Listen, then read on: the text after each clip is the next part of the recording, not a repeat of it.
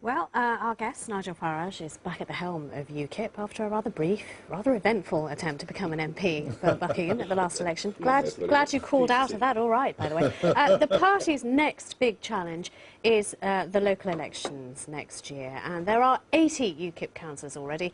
What do they actually do? Because arguably their influence on Brussels is practically zilch. Adam's been to a UKIP heartland to find out. Lunchtime in the market in Newcastle-under-Lyme. How many of these do you sell? Probably, say, about 10 a month, EU flags. So they're a steady seller. That's surprising because this corner of Staffordshire has one of the highest concentrations of UKIP councillors anywhere in the country. There's about 23 of them at parish, district and county level.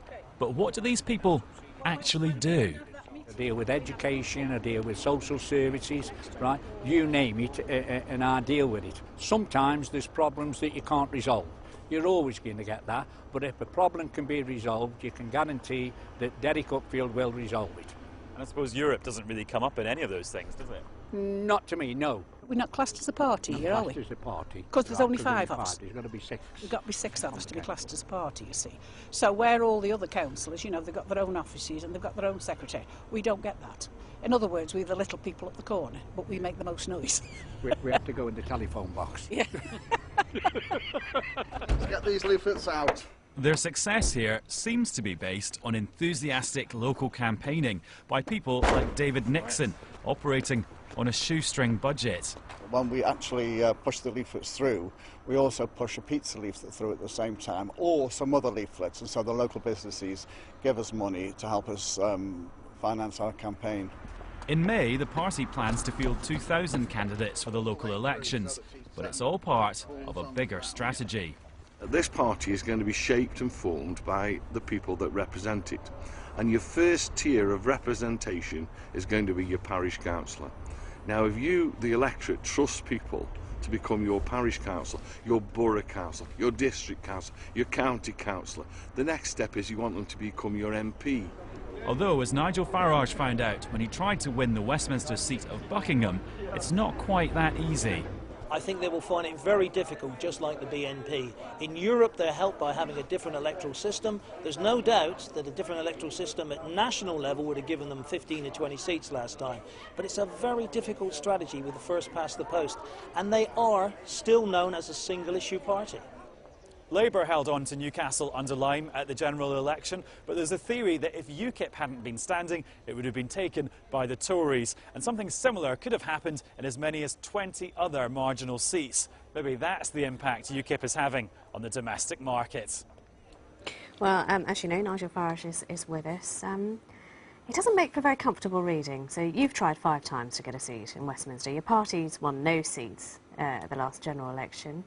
You've lost 5 local councillors. Do you sometimes wake up and think, why on earth do I keep coming back for more with you? Well, I mean, look, you know, if you look at the European elections, we've, for each successive election, gone higher and higher and higher, to the extent in 2009 we came second, beating the governing Labour Party across the entire United Kingdom. So, under a PR system, when the European question is to the fore, we do phenomenally well. First past the post is a nightmare for us. There's no question about that, because you're not perceived to be a party that might win in that constituency. So they say, Nigel, we agree with you, mate. Absolutely. But we're not going to vote for you because we don't want the other lot to get in. Now, part of that problem, I mean, look, the Liberal Party was down to half a dozen MPs 30, 40 years ago. What Paddy Ashdown did in the 80s is he started to build the party from the bottom up, focusing on winning council by-elections, and changing the perception in some of those constituencies to the extent the voters thought, well, actually, maybe they're in with a chance. And what you've seen from that film is there are places like Staffordshire where we are beginning to do that. Yeah, I mean, but also what was clear from the film, and I don't know what your take on this is that it seems like people who are under the UKIP umbrella don't like talking about UKIP very much. They're almost acting like independent candidates. They don't really talk very much about Europe. They don't talk about UKIP very much. There's a discomfort around it because UKIP is weighed down by that single-issue millstone. The idea that UKIP is a single-issue party is nonsense, although it's a very important single issue and becoming more important by the day. You know, 75% of our laws are made by Brussels, and as we're seeing from the Irish crisis, it's proving to be a very expensive club to be part of. Look, what we're about, we're a party that wants a smaller government, we want less government, we want lower taxes, and we want people to have more say. You sound like the Tea Party. Well, maybe the Tea Party sound like us, you know, but that's what we're after, and we feel there is a fundamental disconnect between the political class and ordinary voters. I mean, it's interesting. I mean, you say, you know, maybe the Tea Party is taking after us, but that is a model that works in America, maybe because Americans are like they are, and we are very British, very different. We have a different mindset, a different emotional and political response. Even if you are the Tea Party here, it may not do you any favours. Well, let's wait and see. I mean, look, you know, I fully accept that general elections are damn difficult for us, but our vote was up 50% in this general election from the one before. What we're seeing consistently with local council by-elections week after week is the UKIP share of the vote is rising, and we're going to have a real go next May. How would you rate how David Cameron's doing on the European issue?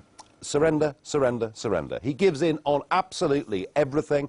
And, you know, I talked earlier about those voters who say, Nigel, we agree with you, but we can't vote for you. There are millions of Eurosceptic, patriotic voters who were thinking, well, once David gets in, it'll all be different. He'll stand up for Britain, and he's no different to Gordon Brown. How are your coffers looking? Because, as you say, it's very difficult, and it's even more difficult if you don't have any pennies in your pocket. Well, I mean, we've just come through a leadership election, and during that period of time... That was a mess, wasn't it, Nigel? I mean, in retrospect, you look back and think, what on earth was I thinking? Well, Lord Pearson didn't do you any favours, did he, really? Look, Malcolm Pearson has given 20 years of his life to public service in this country. That's He's a wonderful bloke, but he he's a didn't wonderful do very bloke, much and for he UKIP, wasn't did he? particularly good at that job, I agree.